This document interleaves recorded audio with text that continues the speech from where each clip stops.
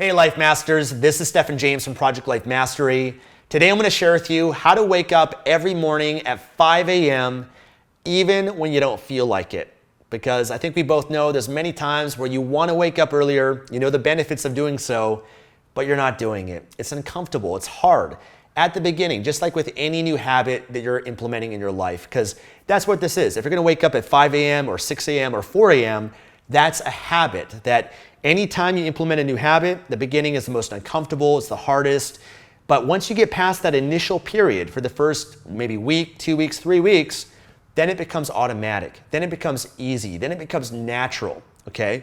So you got to understand that process of implementing a new habit. Now, I think the first and most important thing is you got to know why you want to wake up earlier. What's your purpose for doing so?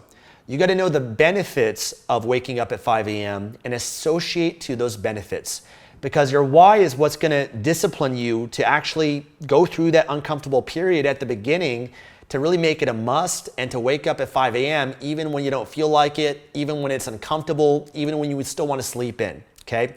For me, my why, my purpose for doing it is I know that by waking up at 5 a.m., I'm building discipline, I'm building willpower in my life that's setting up my day for success. I know by waking up at 5 a.m., I feel like I get such an advantage over most other people. You know, by 5 a.m., I can have a great morning ritual. I can go to the gym. I can plan out my day. I can already get my highest income activity done for the day or the highest leverage thing in my business that can really propel my life more than everything else. And so by the time it's like 9 a.m., 10 a.m., I already feel like I've got so much done. And that psychologically gives you such a great advantage. You know, you feel like you're getting ahead. And then another great benefit that I love of waking up at 5 a.m. is that it forces you to go to bed earlier. And I've noticed that a lot of the times in the evening time, people spend it at 9 p.m., 10, 11 p.m., midnight. You know, if you're up at that hours, most often people aren't the most productive at those hours. Oftentimes it's kind of vegging out on the couch or on bed watching Netflix or TV or, you know, watching YouTube videos or even eating junk food in a lot of cases too, because your willpower is at the lowest point. So for me, by forcing myself to go to bed earlier, I can spend more of those hours in the morning and actually get more out of the day, right? So I find I can just get so much more done and be so much more productive by waking up earlier. But you got to know, what is your why? Why do you want to wake up at 5 a.m.? Write down what those reasons are, because that will motivate you to actually do this, okay? If you believe it's important enough, you'll do it. If you don't, then obviously you're not going to do this. Now, when it comes to a few tips I want to share with you, I think half of the battle of waking up at 5 a.m. is knowing what time you got to go to sleep at, okay? Because you still got to make sure you're getting a sufficient enough amount of sleep. I mean, if you go to, bed at midnight, for example, and then you got to wake up at 5 a.m., you're only getting 5 hours of sleep. And so of course it's going to be challenging to wake up at 5 a.m. because you're going to be tired. Your body's going to be craving more sleep, and especially if you've been used to sleeping 7 or 8 hours a day.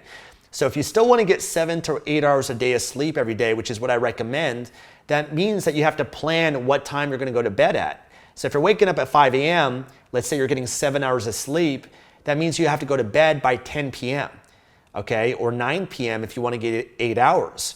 And so what I recommend that you do is you've got to really plan and schedule what time you're going to go to bed. Okay, prepare for that. And I actually recommend setting an alarm on your phone. Okay, set an alarm on your phone 1 hour before your designated bedtime. So if you're going to go to bed at 10 p.m., set an hour on your phone or like a reminder on your phone at 9 p.m. that says, you got to start getting ready for bed. You got to start to settle down whatever it is that you're doing. Maybe you could have like an evening ritual to help settle yourself down. Maybe it's reading a book, maybe it's journaling, maybe it's meditation, but things that kind of help you switch gears to kind of preparing for sleep. Okay, I think that's really important to make sure that you have that. For me, a few things that also help me too, because if you're not used to going to bed at say like 9 p.m. or 10 p.m., maybe you're used to staying up until midnight, you'll have a hard time going to bed initially, okay? At the beginning, when you're implementing this new habit, it'll be hard, but your body will adapt. Your natural body clock will change. So a few things that can help you with that. One would be a supplement called melatonin. Okay, melatonin is what your body naturally produces usually when it gets darker out so that it prepares you to sleep.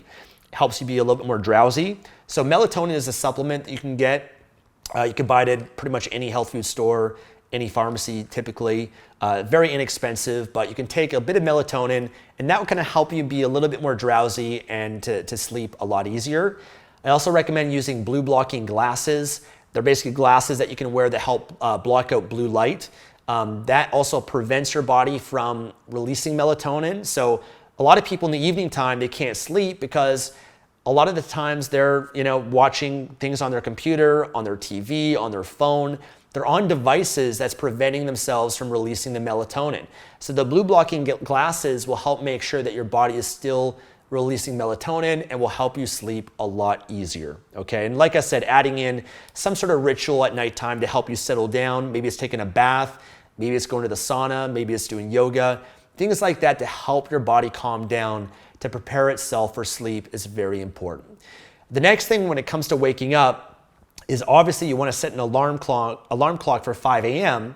But what I recommend that you do is take your alarm clock, let's say it's your phone, but put it on the other side of the room or even outside of your room where you can still hear it that'll wake you up, but it will force you to actually get out of bed to then go and turn off the alarm. Because if you have your alarm right next to you on your bed, then you can easily hit the snooze. You can easily, ignore it and go back to sleep. So by actually forcing yourself to physically get up in the morning, now you're up, right? Now you've got some momentum. It's a lot harder than to go back to bed. And half of it's just, getting out of bed in the morning. So setting the alarm, putting it further away is great. I also recommend if you can change the alarm clock so it's something that gets you fired up, something excited in the morning. I love really inspirational music or pump up music. Maybe you have a favorite song that you listen to. Try to set that as your alarm. And on phones today, there's lots of apps that can allow you to do that. You can find them on the app stores, even on your computer as well. So if you have your computer, there are softwares and apps that you can get for it that will allow you to play any song that you have on your phone or any song that you might have on your playlist. You can actually play that as your alarm clock, and that's just going to be a much more empowering way to start the day. We're going to feel a lot more excited. If you want to take it a step further, because I struggled with this for a long time, and what I did is I realized I needed to have a purpose for waking up at 5 a.m. And so what I actually did was I actually had a friend that also wanted to wake up earlier, or it could be a friend that already wakes up at 5 a.m., where you reach out to that person, you make a deal with them, and you say, hey, listen, I'm trying to wake up at 5 a.m. every day. I need your help. So here's what I'll commit to doing. How about we do this? At 5:10 a.m., okay, 5:10 a.m., what we got to do is hop on a call. I've got to call you at 5:10 in the morning, or you call me, kind of like a wake-up call, I guess. But that way, I'm forced to have a conversation with someone, and the call is just going to be very simple. We're just going to share what we're committed to doing for that day. What's 1 or 2 or 3 things we're going to commit to accomplishing that day. So now you have a reason to wake up, because if you don't have a reason to wake up at 5 a.m., you won't. You'll sleep in if you're given that opportunity. But if you had like your job that you got to wake up at 5 a.m. because you got to be at work at 5:30, you're more likely to, because there's a consequence for not doing it. So at least being accountable to someone else will force you to wake up at 5 a.m. And then having to get on a call. And then I even take it a step further where I say to my friend, listen, if I don't call you at 5:10, okay, if I don't call you 5:10, even if I'm 1 minute late, then I'll give you $10. Okay, I'll give you $20, or I'll have to donate this to a charity.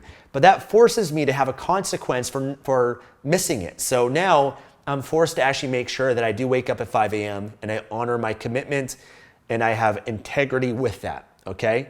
So that's a little technique, if you still struggle with it, is have that reason. One time, I remember one point I did a deal with my friend where I had to be at the gym, I think by like 5:30 in the morning. And so every morning I'd have to send him a text message, like a selfie of me outside the gym, proving that I was at the gym that day. And if I missed it by sending it an hour late or whatever it is, I'd have to give him $10. So, you don't want to obviously give your friend that money, so it's going to motivate you to make sure that you do it. So that's another little tip that can help you. But I think another thing is that when the alarm clock goes off, you got to make sure you discipline yourself to right away jump out of bed. For me, I'm a big fan of morning rituals. I force myself, whenever I hear my alarm, to smile. Because a lot of people, when they hear the alarm, they kind of dread it. They feel pain. And that's such a horrible way to start off the day, isn't it? What if instead you force yourself to have a big smile on your face? Now, at the beginning, It's not going to feel comfortable, but after a while you get used to it and you automatically feel good when you smile. You have a sense of gratitude and appreciation for the day, and that's setting up the day in a much more positive way than just kind of, dreading the process of waking up in the morning. Also, having an empowering morning ritual. I believe that how you start the day is how you end the day.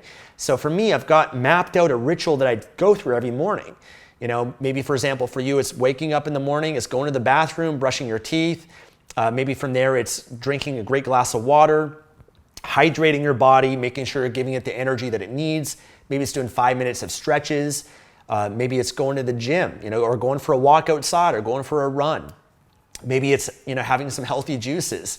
Maybe it's reading a book, an empowering book. Maybe it's prayer. Maybe it's meditation, right? But having a ritual like that, it's going to help you get momentum for the day. And sometimes it's great just to read or meditate, things that don't require a lot of energy, but will kind of slowly warm yourself up.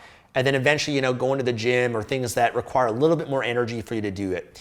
Another thing too is that at the beginning, you might be a bit more tired than you normally would be because you might not sleep as well. You might have a hard time the first hour or two of the night if you're going to bed earlier of falling asleep. So you might kind of, be a little bit restless at nighttime a bit. And so if you absolutely need to use caffeine, that could be a great kind of crutch for you. I don't like to be dependent on caffeine, but I'll just kind of use it once in a while, whether it's coffee or like green tea, to give myself that, use a stimulant to give myself that energy so that I can just kind of get used to it at first. And then, once I'm in the habit of waking up at 5 a.m., getting more than enough sleep, then I can, remove the caffeine from my life, and I don't really need that as much for energy because my body's now adapted to it. So that's just another technique that can help you a bit with this. But as you can see, just by having a few of these little techniques, you can really accomplish this. And at the beginning, it is a little bit harder, right? Just like I said, you might be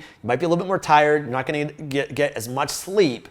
But, I remember this great quote from Arnold Schwarzenegger that says, what separates an amateur from a champion is their willingness to go through the pain period, right? If you're willing to go through that pain period, the discomfort of establishing a new habit, that's what separates an amateur from a champion.